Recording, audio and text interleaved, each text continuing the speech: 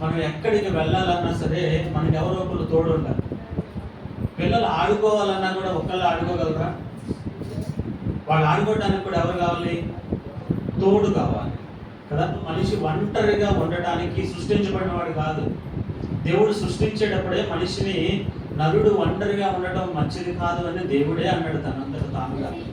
So మానవుడు ఎవరంటే సంఘజీవి. ఒక్కడినే తీసుకెళ్ళి ఒక ఊర్లో వదిలేయండి, ఆ ఊర్లో ఒక్కడు తప్ప ఇంకెవ్వరూ లేరనుకోండి, ఆ మనిషి మనసు ఎలా ఉంటుంది? అతని మానసిక స్థితి ఎలా ఉంటుంది? తోడు లేకుండా ఒంటరిగా ఉండగలరా? ఎక్కడో దాకా ఎందుకు, మన ఫ్యామిలీలోనే ఇంటి నుంచి ఊరు వెళ్ళారనుకోండి, మన చుట్టాలు, మనం ఒకళ్ళమే ఉన్నాం అనుకోండి, ఎట్లా ఉంటుంది? పురుషులు ఊరు వెళ్ళినా లేకపోతే స్త్రీ వదిలేసి వెళ్ళినా పురుషుడు ఏదో ఒక పనిలో ఉంటాడు, కానీ స్త్రీని ఒక్కదాన్నే ఇంటి దగ్గర వదిలేసి పురుషుడు బయటకు వెళ్ళాడు అనుకోండి, పిల్లలు కూడా ఎవరు లేరు అనుకోండి, ఎన్ని ఫోన్లు చేస్తుంది ఆవిడ? బయలుదేరావా? ఇలా మనం ఏ పని మీద వెళ్ళామో ఆ పని ఎందుకు వచ్చామో బాబు ఆమెను కూడా తీసుకొస్తే బాగుండేది అనిపిస్తుంది. కొన్ని సందర్భాల్లో రివర్స్ అవ్వచ్చు, పురుషులు అలా చేయొచ్చు. స్త్రీకి ఫోన్ చేసి బయలుదేరావా, బస్ ఎక్కావా, దిగావా, టికెట్ కొట్టించావా, ఎక్కడ దాకా వచ్చింది, ఏ స్టాపు, ఎక్కడున్నావు, పక్కన వాళ్ళని అడుగు, దాటి వెళ్ళిపోతావేమో. అనుభవాలు ఉన్నాయా మనకి? మనం ఎక్కడికైనా ప్రయాణాలు చేసేటప్పుడు, దూరంగా వెళ్ళేటప్పుడు, ఒంటరిగా ప్రయాణం చేయడానికి కూడా మనిషికి భయం, ఇష్టం ఉండడు. అంటే నేను చెప్పొచ్చేది ఏంటంటే ప్రతి మనిషికి కూడా తోడు అనేది అవసరం కదా. మనుషుల తోడే మనకి ఎంతో బలాన్ని ఇస్తుంది. మనం ఒంటరిగా ఉండడం కంటే మన పక్కన ఒక తోడు ఉంటే మనకి ఎంత ధైర్యంగా ఉంటుంది. అందుకే దేవుడు జతపరిచాడు భార్యాభర్తలుగా. వాళ్ళిద్దరూ కలిసి ఉంటేనే అందం. ఒకరికి ఒకళ్ళు భరోసా, ఒకరికి ఒకరు తోడు, నీడ, ధైర్యాన్ని ఇస్తారు.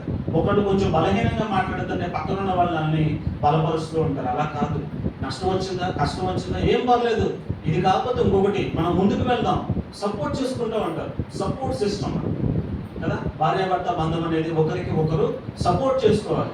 కొన్ని సందర్భాలలో భర్త బలహీనంగా ఉంటే భార్య బలపరుస్తుంది, కొన్ని సందర్భాల్లో భార్య బలహీనంగా ఉంటే భర్త బలపరుస్తుంది. భలే విచిత్రంగా ఉంటుంది బంధం. భర్త బలహీనుడు అంటానికి లేదు, భార్య బలహీనురాలు అంటానికి లేదు. ఎప్పుడు ఎవరు బలహీనలు అవుతారో తెలియదు, ఎవరు ఎవరిని బలపరుస్తారో తెలియదు. పరిస్థితిని బట్టి మనసు మారిపోతూ ఉంటుంది. ఇది మానవుని నైజం కదా.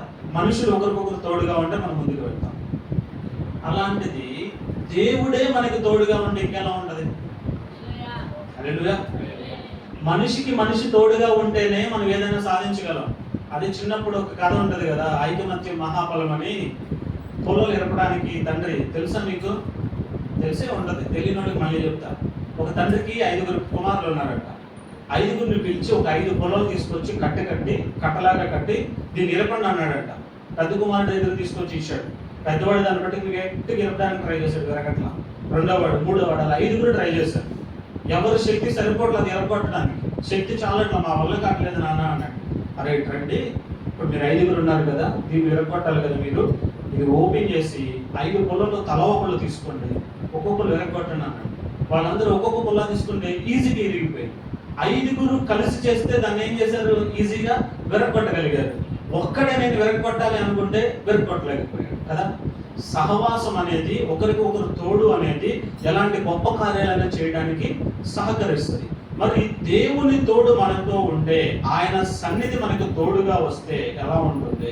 దేవుడు తోడై ఉంటే మనం ఏమేమి చేయగలుగుతాం? ఒక మాట చూద్దాం. నిర్గమకాండం 33వ అధ్యాయం 14వ వచనం చూద్దాం.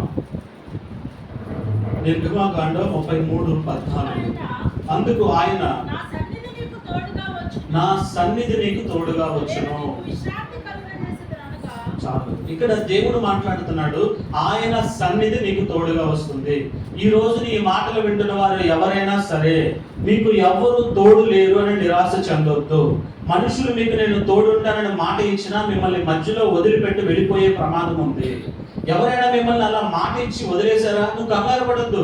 నాకు ఎవ్వరూ లేరు, నాతో ఎవ్వరూ లేరు, నాకు తోడు అనేది లేదు, నేను ఒంటరిని అయిపోయాను, నన్ను అందరూ విడిచిపెట్టేశారు, నా బంధువులు విడిచిపెట్టేశారు, నా రక్త సంబంధికులు విడిచిపెట్టేశారు, నా కుటుంబీకులు విడిచిపెట్టేశారు, నేను ఒంటరిగా ఉన్నాను, నా వల్ల ఏది కాదు, నాకు ఏ తోడు లేదు అని నువ్వు నిరాశలో ఉన్నావా? దేవుడు ఈరోజు నీతో మాట్లాడుతున్నాడు. నేను నీకు తోడుగా ఉన్నాను, నా సన్నిధి నీకు తోడుగా వచ్చును. హల్లెలూయా. దేవుని సన్నిధి నీతో ఉందంట.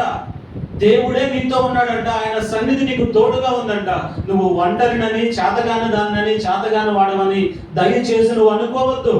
మనుషులు ఎవరు నీ పక్కన లేకపోవచ్చు, నువ్వు ఒంటరిగానే ఉండొచ్చు. నువ్వు చేసే ప్రయాణం నువ్వు ఒంటరిగా చేస్తున్నావు అనుకోవచ్చు. నువ్వు చేసే వ్యాపారంలో నీకు సపోర్ట్ లేకపోవచ్చు. నువ్వు చేసే జాబ్లో నీకు ఎవరు తోడు లేకపోవచ్చు. నువ్వు ఒక్కడిగానే నువ్వు ముందుకు వెళుతూ ఉండొచ్చు. కానీ అదృశ్యుడిగా దేవుడు నీతో ఉన్నాడు. ఆయన సన్నిధి నీతో ఉంది. ఆయన సన్నిధి నీతో ఉన్నప్పుడు గొప్ప గొప్ప కార్యాలు నీ ద్వారా దేవుడు చేయబోతూ ఉన్నాడు. నమ్మిన వారు దేవునికి స్తోత్రం చెప్పు. హల్లెలూయా. నువ్వు ఒంటరిగా కనపడవచ్చు, బలం లేని వాడిగా కనపడవచ్చు. నీకు ఇక్కడ బంధువులు ఎవరు లేరని అనుకోవచ్చు, బలము లేదని అనుకోవచ్చు సమాజం. కానీ నువ్వు ఒంటరివైనా సరే నీ వెనకాల ఉన్న దేవుడు ఎలాంటి వాడో తెలుసా? ఈ సృష్టిని మొత్తాన్ని నోటి మాట ద్వారా కలుగజేస్తున్న దేవుడు. సృష్టి అంతా కూడా ఆయనకు లోబడింది. ఆయనే నీతో ఉంటే, ఆయన సన్నిధే నీతో ఉంటే నువ్వు ఎవరికి భయపడాలి? నువ్వెందుకు నిరుత్సాహపడాలి? నువ్వెందుకు ఒంటరితనం ఫీల్ అవ్వాలి? చెప్పు, ఎందుకు నువ్వు కృంగిపోవాలి? అపవాది నీ హృదయంలో ఆలోచన పుట్టిస్తున్నాడు, నీ పని అయిపోయింది, నీ వల్ల కాదు, మీ వాళ్ళే నిన్ను తృణీకరించారు, నీ తల్లిదండ్రులే నిన్ను తోసేశారు, నీ అన్నదమ్ములే నిన్ను పట్టించుకోవట్లా, నీ వల్ల కాదంటున్నారు, నువ్వు ఎన్ని ప్రయత్నాలు చేసినా నువ్వు ఫెయిల్ అవుతూనే ఉన్నావు, సక్సెస్ నీ జీవితంలో రాదు అని నీ స్నేహితులే నిన్ను వెనక్కి లాగుతున్నారా? నీ బంధువులే నిన్ను సూటిపోటు మాటలతో పడుస్తూ ఉన్నారా? ఏదైనా నువ్వు ప్రయత్నం చేస్తే కొంత నష్టం కలిగిందని ఆ నష్టాన్ని బట్టి, ఆ కష్టాన్ని బట్టి నువ్వు ఏది చేసినా ఇంతేరా బాబు, నీ బ్రతికింతే అనేవాళ్ళు నీ చుట్టూ ఉన్నారా? నువ్వు కంగారు పడొద్దు, నువ్వు భయపడొద్దు. ఆయన సన్నిధే నీకు తోడుగా ఉంటుందని దేవుడు వాక్యం ద్వారా మాట్లాడుతున్నాడు. మరి ఆయన సన్నిధి మనకు తోడుగా ఉంటే మనం ఏం చేయగలుగుతాం? ఆయన సన్నిధి మనకు తోడై ఉంటే మనం ఏ విధంగా ముందుకు వెళ్ళగలుగుతాం? కొన్ని విషయాలు చూద్దాం. మొదటి సమూయేలు గ్రంథం 17వ అధ్యాయం 37వ వచనం. దావీదు అనేటువంటి ఒక బాలుడు గురించి మాట్లాడుకుంటూ ఉన్నాం. దావీదు అనే బాలుడికి ఎవరు తోడలేరు. వాళ్ళ అన్నదమ్ములే, తల్లిదండ్రులే అతన్ని తృణీకరించేశారు. అన్నలందరినీ కూడా సౌలు సైన్యంలో ఒక అధికారంలో నిలబెట్టారు. దావీదును మాత్రం గొర్రెలు మేపమని అరణ్యంలో గొర్రెలు ఇచ్చి చిన్న బాలుడిని వదిలిపెట్టేసిన సందర్భం అది. ఆ సందర్భంలో అందరూ తృణీకరించేసిన దేవుడు ఆయనతో ఉన్నాడు. ఆయన ఏం చేసేవాడో తెలుసా? అరణ్యంలో గొర్రెలను మేపుతూ కూడా దేవుడిని స్తుతిస్తూ ఉండేవాడు, దేవుడికి కీర్తనలు పాడుతూ ఉండేవాడు. ఒంటరిగా ఉన్నాననే భావన ఆయనకి లేదు. ఎందుకంటే ఆయనతో ఎవరున్నారు? దేవుని సన్నిధి ఉంది, అది ఆయనకి తెలుసు. ఆయన సన్నిధి ఆయనతో ఉన్నది కనుక దావీదు అరణ్యంలో ఒంటరిగా గొర్రెల మందతో ఉన్న ఎలుగుబంట్లు వచ్చినాయంట, సింహాలు వచ్చినాయంట మంద మీదకి. అయినా కూడా ఆయన సన్నిధికి తోడుగా ఉంది కనుక దేవుడే ఆయనకి శక్తినిచ్చాడు. ఆ ఎలుగుబంటి నుంచి, సింహం బాధ నుంచి గొర్రెల మందను కాపాడుకోవడానికి తగిన శక్తిని దేవుడే దావీదుకి అనుగ్రహించాడు. అదే చెప్తున్నాడు ఈయన. దావీదు మాట్లాడుతూ ఉన్నాడు. సౌలు అనేటువంటి రాజు యొద్దకు దావీదు వెళ్ళి, అక్కడ ఉన్న సందర్భం మీలో చాలా మందికి తెలుసు. ఫిలిస్తీన్లలో ఉన్నటువంటి గొల్యాతు అనేటువంటి ఒక వ్యక్తి ఇశ్రాయేలు సైన్యం అంతటిని కూడా భయపెడుతూ, ఎవరు కూడా ఆయన దగ్గరికి వెళ్ళడానికి కూడా ఎవరు ధైర్యం చేయట్లా, భయపడిపోతా ఉన్నారు. ఆ సందర్భంలో దావీదు, నేనున్నాను, నేను వెళ్తాను, నేను పోరాడుతానని చెప్పి ఆయన మాట్లాడుతూ ముందుకు వెళ్తూ ఉన్నటువంటి సందర్భంలో చదవబడిన మాట. దావీదుకి ఎవరు లేరు, తోడు ఎవరున్నారు? దావీదుకి అన్నలు నిలబడ్డారా? దావీదు ఒంటరిగా వస్తే నువ్వు ఎందుకు వచ్చావు ఇక్కడికి, నువ్వు వెళ్ళిపో అని చెప్పి అన్నలు ఆయన్ని ఏం చేస్తున్నారు? అపహాస్యం చేస్తున్నారు, అవహేళన చేస్తున్నారు. ఎవరు తోడలేరు దావీదుకి. కానీ దావీదు గొల్యాతుని చూసినప్పుడు, గొల్యాతు వద్దకు వెళ్ళినప్పుడు గొల్యాతు కూడా చాలా గర్వంతో ఉన్నాడు. ఎందుకంటే చాలా రోజుల నుంచి మీలో ధైర్యం ఉన్నవాడు, పౌరుషం ఉన్నవాడు, ఒక మాటలో చెప్పాలంటే మగాడు ఎవడన్నా ఉంటే రండి అని నిలబడి గట్టి గట్టి కేకలు వేస్తా ఉన్నాడు. అతనేమో చాలా హైట్ ఉన్నాడు, బలంగా ఉన్నాడు. అతను ఎదుర్కోవడానికి అందరూ భయపడిపోతూ ఉన్నారు. సౌలు రాజు కూడా భయపడుతున్నాడు, సైన్యంలో ఉన్న వారందరూ భయపడిపోతూ ఉన్నారు. ఆ సమయంలో దావీదు చెవున ఆ మాట పడి, సున్నతి లేని ఫిలిస్తీయుడు ఇశ్రాయేలీయుని ఇంత తోలనాడుతాడా, జీవం కలిగిన దేవుణ్ణి నీ మాటలు అంటాడా అని పౌరుషం కలిగిన నేను వస్తున్నానని చెప్పి యుద్ధానికి ముందుకు వెళ్తుంటే, యుద్ధానికి వెళ్ళేటప్పుడు ఎవరైనా సరే శిరస్త్రాణము, కవచము, డాలు, కత్తి అన్ని పట్టుకుని వెళ్తారు కదా ఈటలన్నీ. ఈ దావీదేమో అవేమీ లేకుండా నువ్వు కత్తే, ఈటే, బల్లెను ధరించుకుని నువ్వు నా మీదకి వస్తున్నావు. దావీదు మాట్లాడుతున్నాడు. ఎవరితో? గొల్యాతుతో మాట్లాడుతున్నాడు. నువ్వు ఇవన్నీ ధరించుకుని నా మీదకి వస్తున్నావు, నేనైతే సైన్యములకు అధిపతి యెహోవా పేరిట నీ మీద యుద్ధానికి వస్తున్నాను. హల్లెలూయా. దావీదు ఏం తెలుసుకుని ఉన్నాడు? సైన్యములకు అధిపతి అని యెహోవా నాతో ఉన్నాడు. నీ వెనకాల ఉన్న సైన్యాన్ని బట్టి నువ్వు బలం పొందుకుని అరుస్తున్నావు. నీ శరీరంలో ఉన్న శక్తిని బట్టి నువ్వు అరుస్తున్నావు. నీ ఎత్తును బట్టి, నీ బలాన్ని బట్టి, నీకున్న కవచాలను బట్టి, నీకున్న కిరీటాన్ని బట్టి, లేదా ఖడ్గాన్ని బట్టి, డాలును బట్టి నువ్వు విర్రవీగుతూ కేకలు పెడుతున్నావు కదా. సైన్యములన్నిటికీ అధిపతి యెహోవా నామములో నేను నీ మీదకి వస్తున్నా. నాతో ఉన్నవాడు సైన్యములకు అధిపతి. నీకున్న సైన్యాలు కొన్ని వేల సైన్య సమూహాలు ఉన్నా వాటన్నిటికంటే శక్తి కలిగిన వాడి దేవుని నామంలో నేను ముందుకు వస్తున్నా. హల్లెలూయా. దేవుడు మనకు తోడుగా ఉంటే ఎలాంటి శత్రువునైనా జయించగలుగుతాం. ఏం చేయగలుగుతాం? ఎలాంటి శత్రువునైనా జయించగలం. ఇక్కడ దావీదు బాలుడుగా ఉన్నాడు, శత్రువు చూస్తే చాలా బలంగా ఉన్నాడు, చాలా బలవంతుడుగా ఉన్నాడు, చాలా ఎత్తున్నాడు, చాలా శక్తిమంతుడుగా ఉన్నాడు. చుట్టుపక్కల ఉన్న వాళ్ళందరూ భయపడిపోతున్నారు ఆ శత్రువుని చూసి. కానీ దావీదు భయపడట్లేదు. కారణం ఏంటి? దేవుని సన్నిధి దావీదుకు తోడుగా ఉంది. ఈ మాటలు వింటున్న నీవు కూడా చాలా విషయాలకి భయపడుతున్నావా? నీ చుట్టుపక్కల ఉన్న వారు భయపడుతూ ఉండొచ్చు. నువ్వు ఉన్న ప్లేస్ లో ఉన్నటువంటి పరిస్థితులను బట్టి. శత్రువు అంటే ఇక్కడ దావీదుకి గొలియాతు కళ్ళ ముందు కనబడుతున్నాడు ఆయన శత్రువు. మనకి ఎదురయ్యే శత్రువులు ఎవరు? మనుషులే మనకి ప్రతిసారి శత్రువులు కాదు. మన మనసే మనకి చాలా సందర్భాల్లో శత్రువుగా ఉంటుంది. మన ఆలోచనలే మనకి శత్రువుగా ఉంటాయి. మన తలంపులే నువ్వు చేయలేవు, నీ వల్ల కాదు. ఎన్నిసార్లు చేస్తావు? ఎన్నిసార్లు ప్రయత్నం చేస్తావు? ఎన్నిసార్లు ఓడిపోయావు? ఎందుకు ఇంకెళ్తావు? ఎప్పుడు చూడు వ్యాపారం అప్పులు చేస్తావు, ముందుకు వెళ్తావు, అప్పులు తీరవు, ఇంకా అప్పులు అవుతా ఉంటాయి. నీ వల్ల వ్యాపారం అవుతుందా? నీ మొహానికి వ్యాపారం చేయడం వచ్చా? ఎవరు అందరూ? మన పక్కన ఉన్న వాళ్ళే అంటారు కొన్ని సందర్భాలు. మన భార్య మనల్ని అంటారు, లేదా మన భర్తే మనల్ని అంటారు, మన పిల్లలే మనల్ని అంటారు, లేదా మన తల్లిదండ్రులే మనల్ని అంటారు. పరిస్థితులను బట్టి వాళ్ళు మనతో మాట్లాడుతూ ఉంటారు. నీ మనసు కూడా నీకు చెప్తా ఉంటుంది, ఆ నిజమే, నా వల్ల కాదు, నేను ఇంకేం చేయలేదు. హోప్లెస్, హెల్ప్లెస్ కండిషన్లో ఉంటావు చాలా సందర్భాల్లో. నా పని అయిపోయింది అందరూ అంటున్నప్పుడు నువ్వు కూడా నీ పని అయిపోయిందని కూర్చోవలసిన అవసరం లేదు. చుట్టుపక్కల దావీదు చుట్టూ ఉన్న వారు అందరూ రాజులన్న వాళ్ళు, గొప్ప గొప్ప యోధులు, యుద్ధం చేయగలిగిన వాళ్ళు. దావీదుకి ఏమైనా యుద్ధం అలవాటు ఉందా అంటే కనీసం ఆ డాలు పట్టుకోవడం కూడా రాదు, కత్తి పట్టుకోవడం కూడా రాదు, ఒంటి మీద కవచాలు వేసుకోవడానికి కూడా శరీరం అంత పెద్దగా లేదు.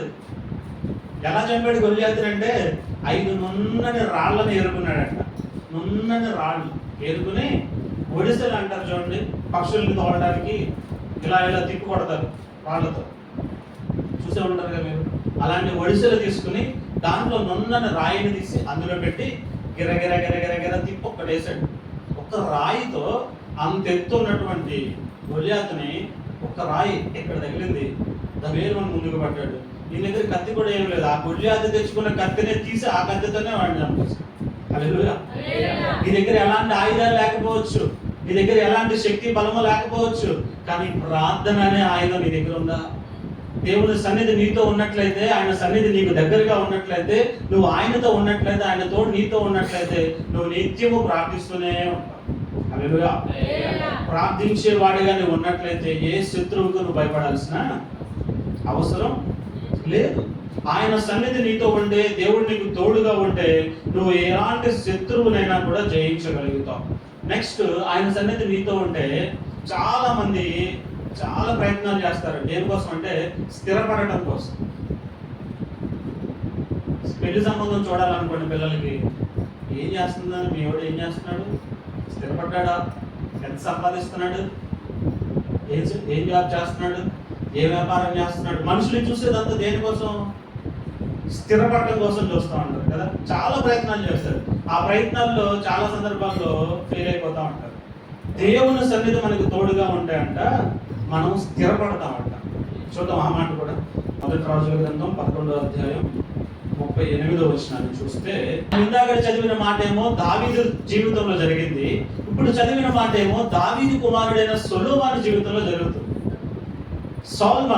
సొలొమోను జీవితంలో స్థిరత్వం కావాలంటే దేవుడు ఏం చెప్తున్నాడంటే, నేను నీకు ఆజ్ఞాపించినదంతయు విని నా మార్గములన్నిటిని అనుసరించి నడుస్తూ నా దృష్టికి అనుకూలమైన వాటిని నువ్వు జరిగిస్తూ ముందుకు వెళ్తే నీ జీవితాన్ని నేను స్థిరపరుస్తాను. మీ జీవితాల్లో మీరు సెటిల్ అవ్వాలని ఎదురు చూస్తూ ఉన్నారా? మీరు ఎన్ని ప్రయత్నాలు చేసినా కూడా సెటిల్మెంట్ దొరకట్లేదా? ఎన్ని ప్రయత్నాలు చేసినా కూడా సక్సెస్ అవ్వట్లేదా?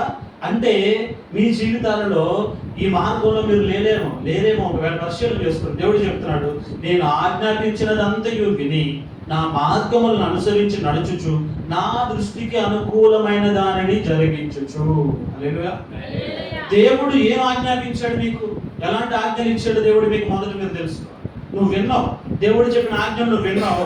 ఆ విన్న ఆజ్ఞలను అనుసరిస్తూ ఆయన మార్గాలలో నడుస్తూ ఆయన దృష్టికి అనుకూలమైన కార్యాలు నువ్వు చేయాలి. ఎంతసేపు నీ దృష్టికి అనుకూలమైన కార్యాలు నువ్వు వెళ్తున్నావా?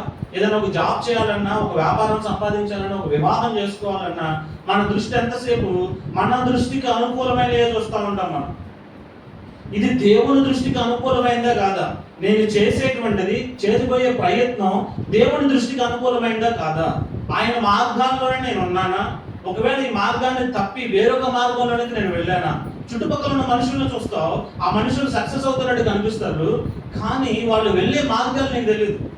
నీకు తెలియకుండా అదే సక్సెస్ అనుకుని నీవు కూడా ఆ చెడు మార్గాల్లోకి ఒకవేళ వెళ్ళిపోతే సక్సెస్ అవ్వలేదు, నువ్వు స్థిరపడలేవు.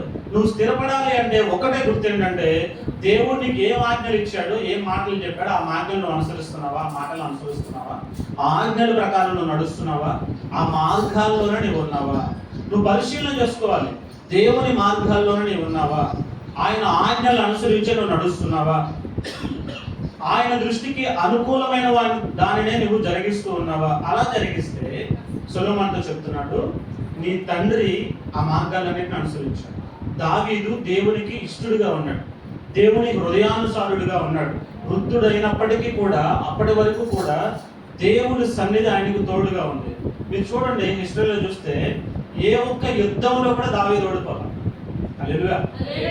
దావీదు చేసిన ప్రతి యుద్ధంలో ప్రతి శత్రువుని జయించాడు. కారణం ఏంటంటే దేవుని మార్గాలలోనే నడిచాడు ఆయన, దేవుని దృష్టికి అనుకూలమైనవే చేశాడు ఆయన. యుద్ధానికి వెళ్లే ముందు కూడా దేవుడిని అడిగేవాడు, నన్ను వెళ్ళమంటావా వద్దంటావా? నువ్వు వెళ్ళమంటే నేను వెళ్తా, నువ్వు నాతో ఉంటేనే నేను వెళ్తా. మోషే కూడా కొన్ని సందర్భాల్లో ఒకసారి మాట్లాడారు ఇశ్రాయేలుతో, నీ సన్నిధి నాతో వస్తేనే, నువ్వు నాతో వస్తేనే నేను ముందుకు వెళ్తా, నువ్వు రాకపోతే నేను వెళ్ళను. ఎప్పుడైనా ఇలా ప్రార్థన చేశారు మీరు? నేను ఫలానా జాబ్కి ఇంటర్వ్యూ కోసం వెళ్తున్నా, నువ్వు నాతో వస్తేనే నేను ఆ ఇంటర్వ్యూకి వెళ్తా, నీ సన్నిధి నాతో వస్తేనే నేను ఆ ఇంటర్వ్యూకి వెళ్తా. లేదా ఫలానా పని నేను మొదలు పెట్టబోతున్నా, నీ సన్నిధి నాతో ఉంటేనే నేను ఆ పని మొదలు పెడతా. యాకోబు ఎలాంటి ప్రార్థన చేశాడు? నువ్వు నన్ను ఆశీర్వదించితేనే కానీ నీ పాదాలు నేను వదిలిపెట్టను. తొడగూడు వసిలిపోయేలా కొట్టినా, నొప్పి పుట్టినా కాళ్ళు వదల్లా ప్రార్థన చేస్తూనే ఉన్నాడు. చివరికి యాకోబు ఇశ్రాయేలుగా మారాడు. హల్లెలూయా. నీ జీవితంలో నువ్వు మార్పును చూడాలంటే నువ్వు చేయాల్సింది ఏంటంటే ఆయన మార్గాల్లోనే వెళ్ళాలి. ఆయన సన్నిధి నీతో రావాలి అని నువ్వు పట్టుబట్టి ఉండాలి. ఆయన నీతో ఉన్నాడా? ఆయన సన్నిధి నీతోనే ఉందా? ఆయన నీతో మాట్లాడుతున్నాడా? ప్రతిరోజు నీవు దేవునితో ముచ్చటిస్తూ ఉన్నావా? చల్ల పూట వేళ దిగి వచ్చి మాట్లాడాడు ఆయన అవ్వమ్మతో, ఆదాముతో. ఈ రోజున మనతో ప్రతిరోజు మాట్లాడుతూనే ఉన్నాడు.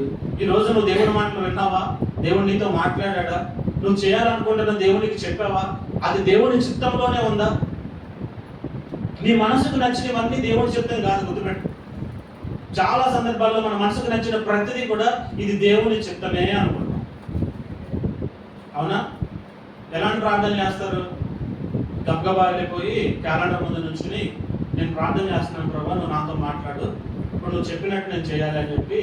మీకు అంతకుముందు చెప్పాను లేదు, ఒక ఇద్దరు యవనస్తులంట ఒకళ్ళలో అంటే ఒకరు విడిచిపెట్టలేని స్థితిలో ఉండి ప్రేమించుకుని పెద్దలు ఎదిరించి పెళ్లి చేసుకుందాం అనుకుంటున్నాడు. అనుకుని వాళ్ళిద్దరూ వచ్చి, మన ఇద్దరం క్రీస్తుని నమ్మాం కదా, దేవుడు మాట తీసుకోవాలి కదా, మనం ఇద్దరం కలిసి ప్రార్థన చేద్దాందా, దేవుడు మాట్లాడితే మనం ముందుకు వెళ్దాం అని ఒక క్యాలెండర్ ముందుకు వచ్చి ఇద్దరు నుంచుని కళ్ళు మూసుకుని, ప్రభా నీ చిత్తం అయితే నాకు చెప్పయ్యా, నువ్వు ఏం చేయమంటే అది చేస్తావు, మాతో మాట్లాడయ్యా అని క్యాలెండర్ ముందుకు వెళ్ళి నుంచుని ఇద్దరు కలిసి కళ్ళు మూసుకుని ఒకరి చేయి ఒకరు పట్టుకుని ఏది ఇలా తీసుకెళ్ళి ఒక డేట్ మీద పెట్టారు. క్యాలెండర్ మీద డేట్ల మీద వాక్యాలు ఉండేది, ఏలు పెట్టి కళ్ళు తెసి ఇలా చూసారు. చూస్తే దాని మీద దేవుడు జతపరిచిన వారిని మనుష్యుడు వేరుపరచకూడదని ఉంది. దేవుడు మాట్లాడాడు వాళ్ళతో, వీళ్ళు వివాహం చేసుకోమని సిగ్నల్ ఇచ్చాడు దేవుడు. కొన్ని సందర్భాల్లో దేవుని మాటని ఎలా వాడుకుంటున్నారంటే వీళ్ళకి తోచినట్లుగా, వీళ్ళ మనసులో ఉన్న ఆశలు నెరవేర్చుకోవడానికి దేవుడు నాతో మాట్లాడాడు.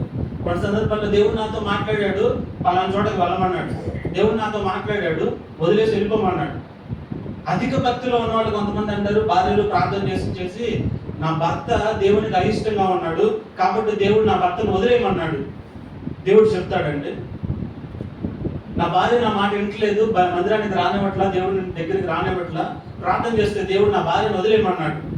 దేవుడు ఎప్పుడు కూడా ఎవరిని వదిలిపెట్టమన్నాడు. నీ తల్లిని తండ్రిని సన్మానించమన్నాడు, ప్రతి ఒక్కరితో కలిసి ఉండాలన్నాడు, అందరూ కావాలన్నాడు, అందరి ప్రేమను చూపించాలన్నాడు. కానీ మనుషులు ఏంటంటే వాళ్ళ స్వార్థం కోసం దేవుని నామాన్ని ఉపయోగించుకొని వాళ్ళకి నచ్చినవి చేస్తూ ఉంటారు. మరి మీరేం చేస్తున్నారు? నిజంగా దేవుడు మీతో మాట్లాడుతున్నాడా? దేవుని సన్నిధి మీతో ఉందా? ఆయన సన్నిధి మీతో ఉంటే మీరు ప్రతి శత్రువుని జయిస్తారు. దావీదులాగా, సౌల్ లాగా స్థిరపడతారు. స్థిరపడుతున్నారా? ఈ లైఫ్లో సెటిల్ అయినాయా? ఇంకా ఆ ప్రయత్నంలో ఉన్నారా? ఆ ప్రయత్నంలో ఉంటే మీరు చేయాల్సింది ఏంటంటే, మొట్టమొదట దేవుడు మీతో ఏం మాట్లాడాడు, ఏం ఆజ్ఞలు మీకు ఇచ్చాడు, ఆయన మార్గాల్లోనే మీరు ఉన్నారా? మార్గాలు తొలగిపోయారా? ఆయనకి ఇష్టమైన పనులు మీరు చేస్తున్నారా?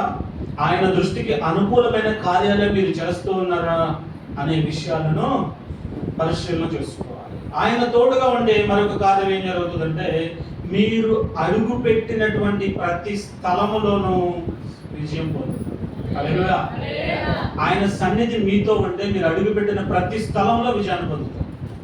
మీరు వెళ్ళిన ప్రతి స్థలములో కూడా దేవుడు మీతో ఉంటే ఆ స్థలాన్ని మీరు సంపాదించుకుంటారు. స్థలం సంపాదించుకోవడం అంటే అద్దెకి వెళ్ళిన ఇళ్ళల్లో అది మీరు సొంతమైందని కాదు నా ఉద్దేశం. అర్థమవుతుందా? మీరు వెళ్ళిన ప్రాంతంలో దేవుడు మీతో ఉంటే మనుషుల హృదయాలను గెలుస్తారు. మనుషుల హృదయాలు గెలవకుండా మీరు ఎంత ఆస్తి సంపాదిస్తే ప్రయోజనం ఏముందా? కొన్ని సందర్భాల్లో మీరు అనుకున్న కార్యాలు జరగకపోవచ్చు. దేవుడు నాతో ఉంటే ఇది ఎందుకు జరగలా, ఆయన నాతో ఉంటే ఇది జరగాలి కదా అని నువ్వు అనుకోవచ్చు. ఒకవేళ అది జరిగితే నీకు నష్టం కలుగుతుందేమో, నీకు తెలియదు. అది జరగకపోవడమే నీకు మేలుగా ఉందేమో, దేవుడు అందుకే అది నీ జీవితంలో నెరవేర్చలేదేమో. అలాంటి ఆలోచనతో జరగకపోయినా జరిగినా దేవునితోనే నువ్వు ఉన్నట్లయితే ఒక రోజుకు నువ్వు సక్సెస్ అవుతావు.